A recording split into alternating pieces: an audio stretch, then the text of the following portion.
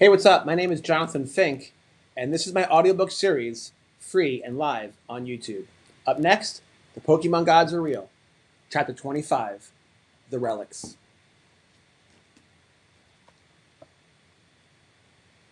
Every religion ultimately becomes anchored to objects. Belief may begin as something invisible, such as an idea, a feeling, a story, but over time it seeks physical form. Humans crave symbols they can touch, hold, and protect. Relics emerge from this impulse. They are the material vessels of faith, imbued with meaning far beyond their substance. In Pokémon, relics are everywhere, hiding in plain sight inside sleeves, slabs, binders, and sealed boxes. To an outsider, a Pokemon card is just printed cardboard. To the faithful, it is something else entirely. The earliest relics were born in childhood wonder.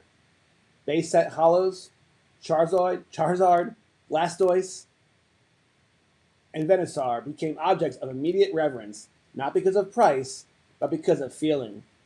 The shimmer of foil carried a kind of electricity, transforming ordinary game pieces into artifacts of awe.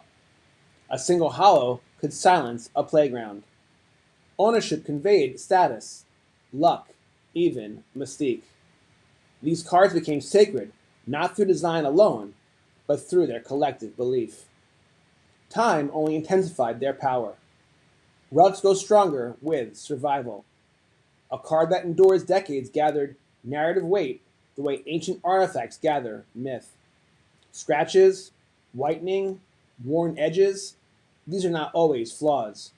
They are evidence of existence, proof that the relic lived a life before arriving in its current keeper's hands.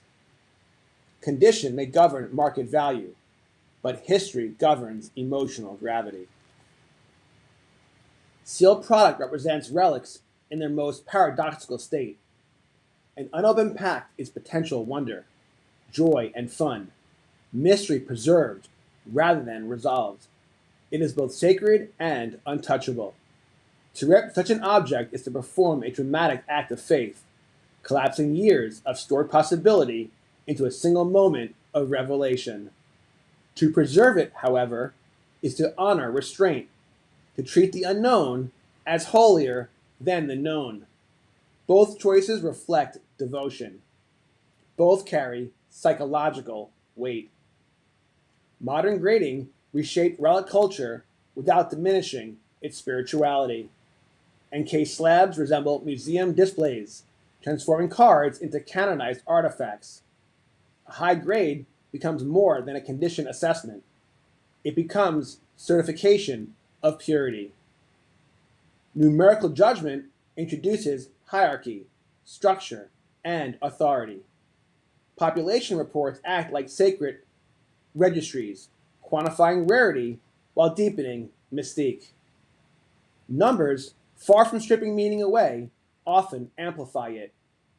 Yet, not all relics derive their power from scarcity or perfection. Some relics are sacred purely because of story, such as the first card a collector ever pulled, the binder that survived childhood moves, or the random common forever tied to a memory of joy. These objects may carry negligible financial value, yet their personal significance is absolute. A relic's holiness is not dictated solely by markets or graders. It is dictated by meaning, assigned through lived experience. This is the quiet truth collectors eventually discover. Relics are stored memory, nostalgia, identity, and narrative inside physical form.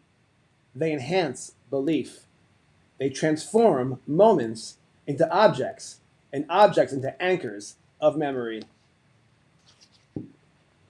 A relic is never just owned, it is experienced, remembered, and revisited. And this is why Pokemon relics feel uniquely powerful.